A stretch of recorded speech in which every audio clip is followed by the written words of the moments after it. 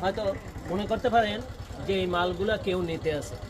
হ্যাঁ, নিতে আসে ঠিকই, কিন্তু এটা একটা দোকান। এটা একটা দোকান।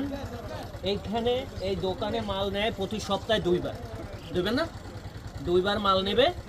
এই মালগুলো এখান থেকে বিভিন্ন জায়গায় একবারে কোন পর্যন্ত যান, হরিণচরা, নেভি ক্যাম্প, এই যে আশেপাশে ছোট বড় কিছু দোকান আছে যারা অল্প জিনিসের জন্য কাপ্তাই জেটিঘাট একটা বোর্ড নিয়ে আসতে অনেক টাকা খরচ হয়, তাদের জন্য এই মালগুলো আমি দেখাই। যদি আপনাদেরকে একটু দেখুন, এই যে মালগুলো এখানে বিভিন্ন রকমের মাল রয়েছে।